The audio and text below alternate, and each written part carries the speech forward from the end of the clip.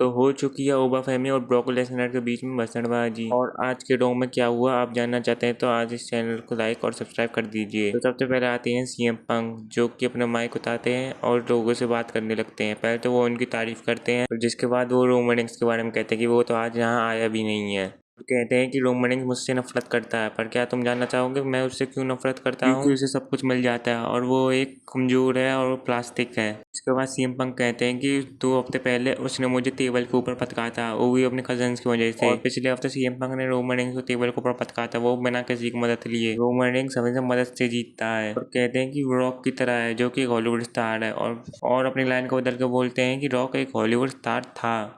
और जिसके बाद वो पैट मैकएफी के बारे में बोलते हैं कि पिछले हफ्ते तू आया और मेरे शो में कह जाएगा कि ये लोग नहीं आ रहे। और उसके बारे में कहते हैं कि पहले टिकट के प्राइस तो कम कर, जिसके बाद लोग आएंगे और देखेंगे कि वो कैसे रोमन रेंस को हराने वाले हैं रेसलमेनिया में। उसके बाद हमें ऑस्टिन थ्योरी और एलए नाइट का मैच देखने को मिलता है, जिसमें कि स्पीड को फेंक दिया जाता है लोगन पॉल के द्वारा। स्पीड वहां से भाग कर जा रहे होते हैं, पर इस समय पीछे से आ जाते हैं ऊसो, और इसी कारण से एलए नाइट इस मैच को हार जाते हैं। इसके बाद ऊसो स्पीड को मारने वाली होती है, पर लोगन पॉल स्पीड को खींच लेते हैं और उनको वहां से ले जाते हैं। इसके बाद एलए नाइट कह देते हैं कि रेसलमेनिया में होने वाला 6 मैन टैग टीम मैच, और ये चीज ऑफिशियल हो जाती है रेसलमेनिया के लिए। बाद हमें फिन बैलर का मैच जेडी मैकडोनल्ड के साथ होना था, पर उस मैच में डोमिनिक मिस्टेरियो इंटरफेयर कर देते हैं और इस मैच को होने ही नहीं देते। इसके बाद फिन बैलर भी 2-4 लात मुंह से मारते हैं, पर वो ज्यादा देर तक नहीं टिक पाते और डोमिनिक मिस्टेरियो पीछे से अपना टाइटल शॉट दे के मारते हैं। जिसके बाद होता है बेली और नाया जैक्स वाली टीम का मैच, जिसमें कि बेली जीत जाती है। उसके बाद हमें सेथ रॉलिंस का एक प्रोमो दिखाया जाता है, जिसमें सेथ रॉलिंस कहते हैं कि मुझे अपनी वर्ल्ड हेवीवेट चैंपियन वापस चाहिए। और गंथर एक फ्यूचर है, पर अभी